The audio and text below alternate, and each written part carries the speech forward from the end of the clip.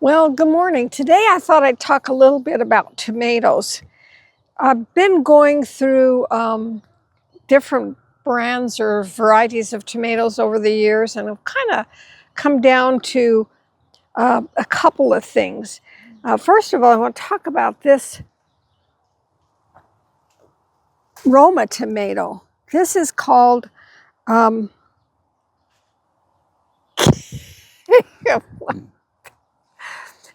super sauce, and it is from Burpee. And this is one of the best Romas we have found.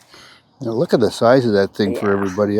That's almost triple the size of a normal Roma, at least that we're used to. Then the next thing over here is another Roma I've been trying, and this is called Amish pot paste. And it's okay, but I'm not as thrilled about it. Yeah, as you can see down in here, the tomato sizes are a lot smaller.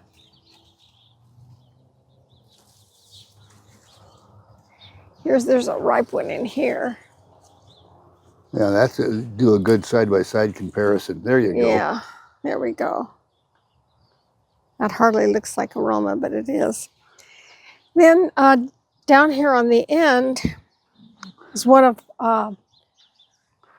the brands of slicing tomatoes I like. It's called Bodacious. And as you can see, it makes a nice big tomato. Here's a nice one. That's one we like. And then on the other end, down here, is our big beef. And I really like this one as a slicer. It's got really good flavor. That's not one of the biggest ones, as you can see up here. Here's a nice big one. Another thing I wanted to talk about, something I've been derelict in over the years, is labeling plants, and I'm working really hard at it. I had some little wooden labels like this that I used, but the writing comes off of them. So they really don't work that good. So I will use these in the house, but not out in the garden. This year I did get some labels that are plastic labels. I got them off Amazon, and they seem to keep the writing. So I can remember what I've got planted. So I'm trying with flowers, with my garden, with everything. I'm trying to label things because I forget what I've planted. Yeah, we had the mole guy come. I think it was the same day that we published our last Gretchen's Garden and Greenhouse and did a treatment. And if you'll follow me over here. And I said moles, but actually it's voles. Yeah, well, that's right. Voles, V-O-L-E-S. Anyhow, it's let's take a look right here. In our work through the yard, we found some more activity. This was a big tall stack or bundle of flowers that I deadheaded, and we found that. So we're marking everything. That actually was an echinacea there, and it totally ate the roots. Yeah, it's the plant was completely dead. But anyway, we're marking all the places that we find, in addition to the ones that the exterminator found. We got a few more here on the way over to the greenhouse that Gretchen found the other day in another batch of echinacea. It looks like we've got 4 dens there. Yeah, and it did another one. It just really ate the roots on that guy. But anyway, over here at the greenhouse, the exterminator is puts the poison into the den and then marks it with orange paint. And we thought we had a few vole dens. Thank you, Carly. That was really nice. We have vole dens. It turns out when the guy checked out with us last week, we had 42 vole dens, and now we've found, let's see, 4. Anyway, we've got 4 or 6 more, and we don't know what else we've got around the yard. As it turns out, though, we had a few. talking to our exterminator, the neighbor on the other side of the fence, he had 65 of them he took care of last week. So between the neighbor and us, we're up to 100. We had a few. But anyway, let's step into the greenhouse for just a moment. And that, well, it looks like the lavender's doing pretty good here. Let me feel that. I can still feel just a little bit of dampness in there, but it's I would say 80% dry. Another week and I'll probably have to package that for winter. But we had a really fun thing happen in the house earlier and this week, and Gretchen took care of it. And we're going to step into our sunroom, and she's going to talk about two little projects. Before we go there, I want to talk about the noise that you might hear in the background.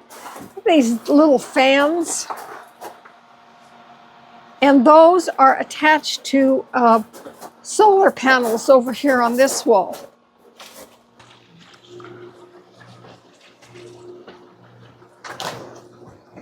Okay, Carly, come on in.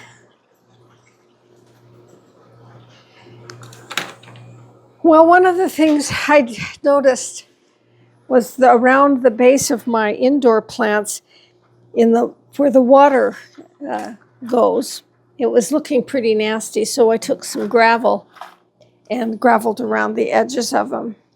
I also buy bark and put bark on the top. And what that does is when you water, then it doesn't splash up on the plants. This is my new fig plant that seems to be pretty happy here. My lemon got scale, and I tried to treat the scale, but I finally just chopped it all off and threw away the things that had scale, and now it's coming back. We'll see if I saved it or not.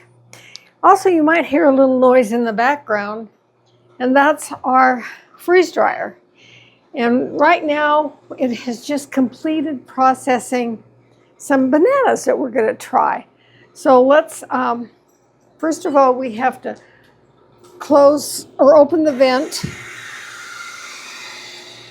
and then open. And you're going to learn with us whether you can freeze dry bananas and how they taste. And here they are, the bananas all freeze dried. Ooh, that's cold. Very interesting. Well, Okay. give one of them a try, Gretchen.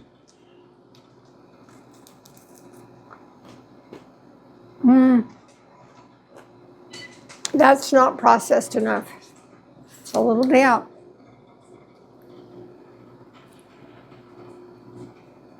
You're right. Put it back in and recharge and run it for another 4 hours. Oh boy, those are good. Ooh, man. Aren't those yummy? Talk about an intense flavor. Okay, so now what I have to do is close the vent.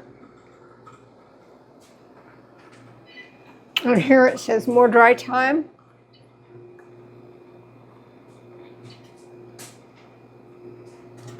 Close the valve. Maybe I didn't get it quite closed all the way.